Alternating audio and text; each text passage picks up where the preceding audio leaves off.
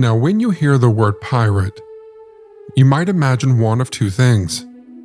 Either Jack Sparrow, a swashbuckling hero who loves rum, but arguably not more than he loves the open sea. Or something more dangerous, like Somalian pirates who raid crews and cargo ships. The stories we hear and the movies we watch all paint a very specific picture of pirates.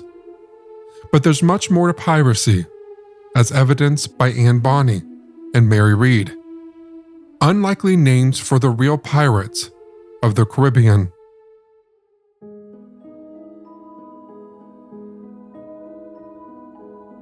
Welcome back, friend, to Hometown History. As usual, we will be covering a lesser-known part of history, and this one is going to be fun.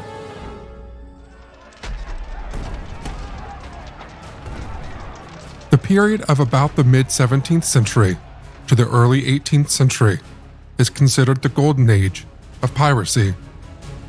During this time, mostly European, North American, and North African pirates sailed the seas and attacked British and Spanish naval ships and merchant ships engaged in the Atlantic Triangle trade.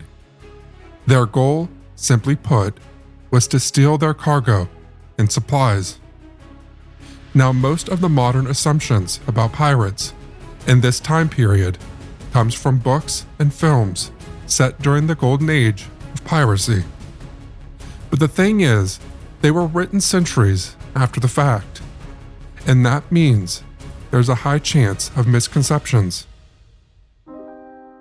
Just to bust out some of these myths, there was really no such thing as walking the plank or buried treasure.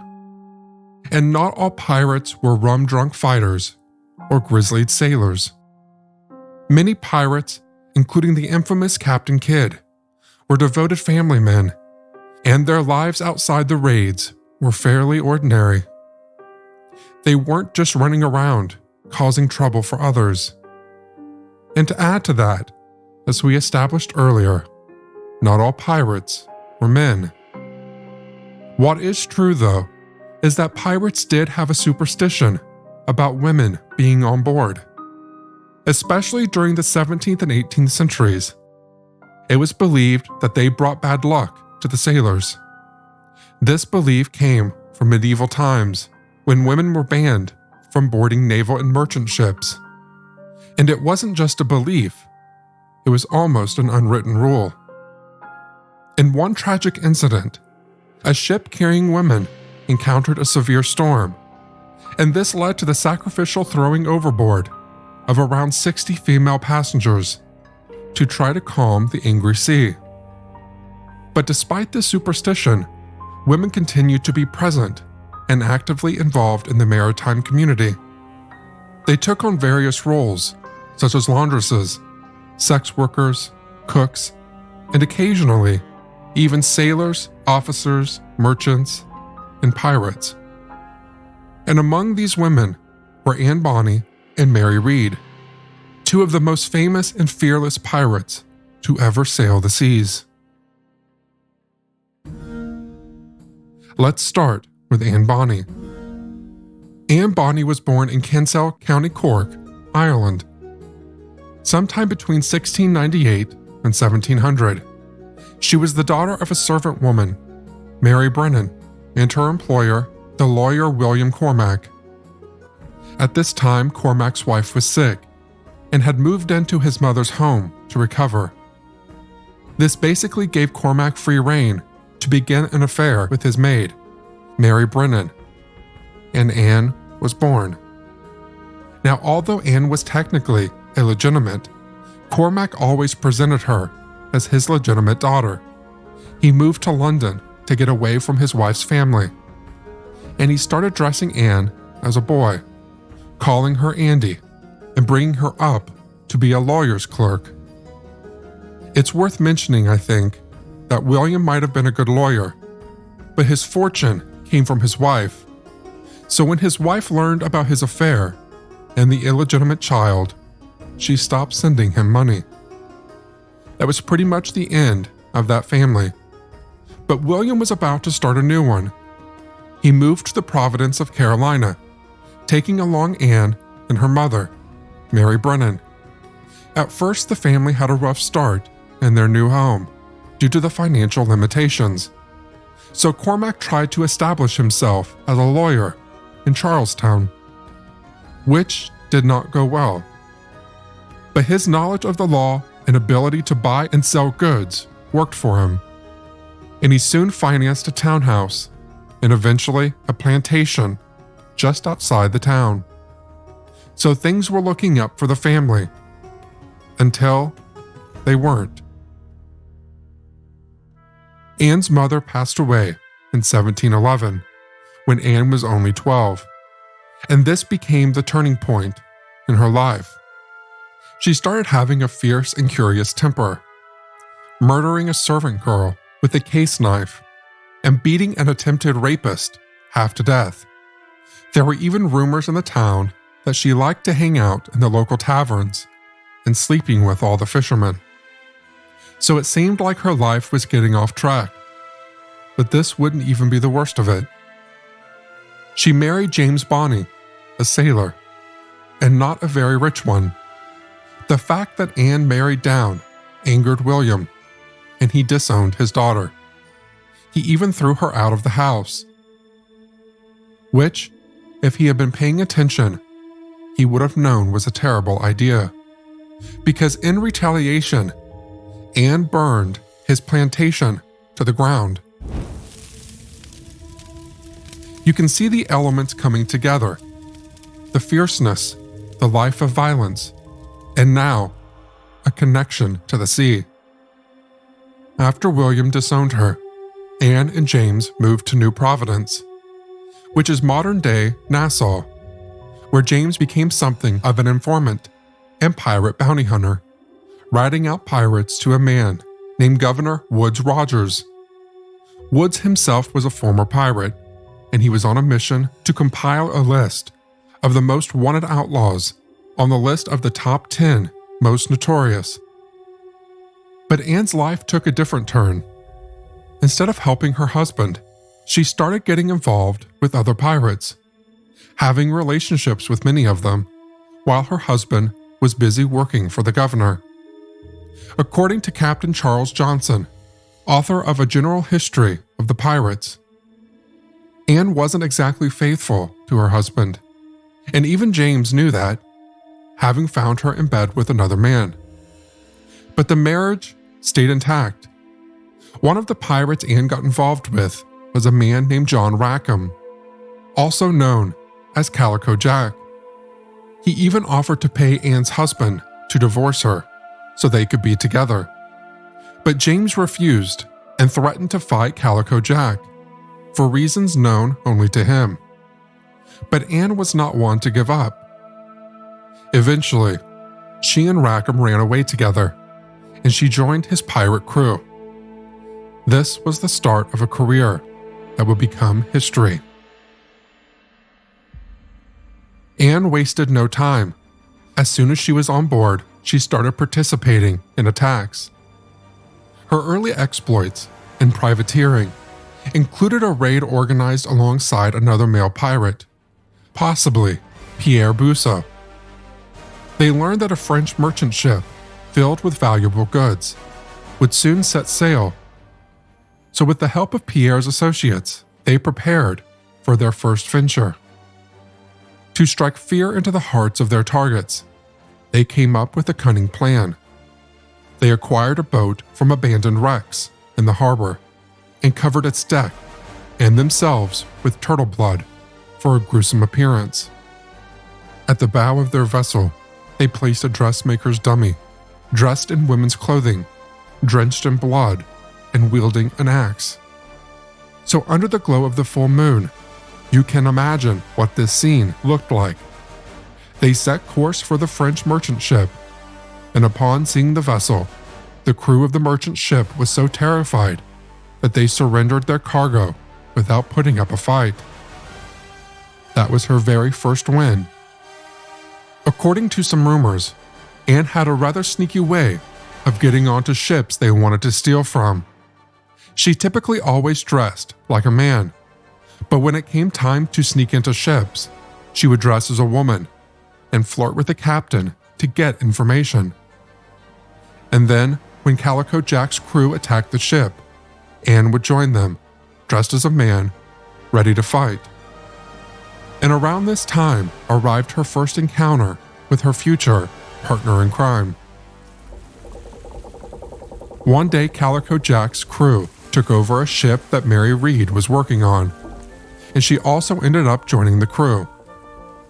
It's said that Anne was drawn to Mary, who seemed more feminine even though she was dressed like a man, and that it was when Mary told Anne that she was actually a woman, a secret that made their friendship even stronger. They were two women trying to make their way in a world dominated by men, and they knew they could count on each other. Interestingly, some people think they might have even been in love. Now the question is, who was Mary Read, and what were the events that brought her to that position? Now the interesting part here is her childhood, which is kind of similar to Anne's. Mary Read was born in England sometime between 1680 and 1693. According to most reports, Mary's mother was married to a sailor with whom she had a son, but her husband was lost at sea in the early years, and she was left to raise the boy alone. The sailor's family did send her financial support for the boy, but her son passed away shortly after. She was then pregnant with Mary by another man, and to hide the illegitimate pregnancy and continue receiving child support payments from her husband's family, she dressed Mary like a boy, passing her off as her first and only child. When Mary was 13, she found work as a footboy and then started working on ships. She did various odd jobs around the ship, but one of them was a powder monkey for a British man during the war. That sounds weird, so let me clarify. A powder monkey was a young boy who carried gunpowder from the ship's powder magazine to the gun crews. These boys had to be small to move more quickly and easily through the tight spaces on a ship, and the job was dangerous because there was always a risk of explosions, fire, and combat injuries. After doing that, Mary served in the Army of Flanders as an infantryman and a cavalryman, which meant that she had internalized that identity by this point. She was dressed just like a fully grown man and was fighting with armies, successfully pulling through. But during this time, Mary fell in love with one of the soldiers in the Flemish army and revealed herself to him. They got married, but life was not about to be easy for her yet. Her husband died young, and she had to rejoin the army. But things were different now. She had realized that this was not the path she wanted to be on, and there wasn't much room for her to grow. That was when she decided to become a pirate instead, a decision that eventually led her to the day that she met Anne Bonny. Now, after they met, Mary continued to live and dress as a man aboard ships, and even went by the name Mark Read. She really committed to this identity, and probably even felt more comfortable and safe with it, just like Anne. At first, Calico Jack was incredibly jealous of Anne's closeness with Mary. In his eyes, Mary was still Mark, and Anne was flirting with another man. Maybe he was right in a sense. After all, Anne and Mary were said to be pretty close. So one day, Calico Jack burst into Mary's cabin to slit her throat. Luckily, she was quick and managed to evade him, and actually point his own knife back at him. She then revealed her true gender to him, after which he seemed to be okay with the two of them hanging out. He also agreed to keep Mary's secret, so the only person on board who knew the truth about Anne and Mary was him. And the truth remained hidden until Anne got pregnant. That's a pretty dead giveaway, I think. Not that it changed much. In fact, the crew went on having the time of their lives, looting and terrorizing the sailors who crossed paths with them. But the joy didn't stay long. On November 15, 1720, Anne and Mary were on deck when they noticed a sloop gliding up alongside them. A sloop is basically a small ship with a single mast. They soon realized it was one of the governor's vessels, captained by Private Hunter Captain Jonathan Barnett, which meant trouble was ahead. Barnett surprised Calico Jack's crew while they were hosting a rum party with another crew off at Negro Point, off the west coast of the colony of Jamaica. A sudden and coordinated burst of gunfire disabled the pirate vessel, and soon after that, Barnett ordered them to surrender. But they were not about to give up that easily. Calico Jack began shooting at him, and the counterattack disabled his ship, sending the few men on deck cowering into the hold. At this point, he knew he was outnumbered and signaled surrender. But Anne and Mary refused to surrender. They remained on deck and fought the governor's men alone, firing their pistols and swinging their cutlasses. Mary was apparently disgusted with her fellow crew members' cowardice. She even took a break from fighting to look into the hold and shouted, "If any of you men have the courage, come up and fight like real men." And when no one responded, she shot into the hold, hitting one of them. It was fierce and cold, but there was no point to it. Barnett's crew evidently had more people. Eventually, Anne, Mary, and the rest of Calico Jack's crew were defeated and captured. After their capture, there wasn't much of a defense from Calico Jack's crew during the trial. He and his crew had surrendered, requesting quarter, which meant they asked for mercy or leniency. The crew was brought to trial in what is now Spanish Town, Jamaica, where they were sentenced to hang for acts of piracy, as were Read and Bonny. Calico Jack was scheduled to be executed for piracy by hanging on November 18th, and his final request was to see Anne one last time. And if you're expecting a sweet moment here, you're about to be disappointed. Seeing him one last time before he was to die, Anne said, "If you had fought like a man, you need not have been hanged like a dog." These were definitely not the last words someone wanted to hear. 10 days after Calico Jack's execution, Anne and Mary were tried and found guilty of piracy, so they were also sentenced to hang. But the women claimed they were both pregnant and asked for mercy, receiving temporary stays of execution. Unfortunately, Read died of a violent fever while she was in prison on April 28, 1721. Her burial is in the records of St. Catherine's Church in Jamaica. Other than that, there is no record of the burial of her baby, which probably means that she died while she was pregnant, or that she wasn't actually pregnant. On the other hand, there is no official record of Anne Bonny being released or executed. Yet there is a ledger that lists the burial of an Anne Bonny on December 29, 1733, the same town in Jamaica where she was tried. After Anne's trial, there have been many different ideas floating around about what might have happened to her after the trial and sentencing. Some people say she headed back to the United States, to her father, where she tied the knot again, had 8 children from this marriage, and eventually passed away in South Carolina. Another theory suggests that Anne turned to a life of religious devotion and became a nun, which we see as common with criminals finding religion when they are in prison.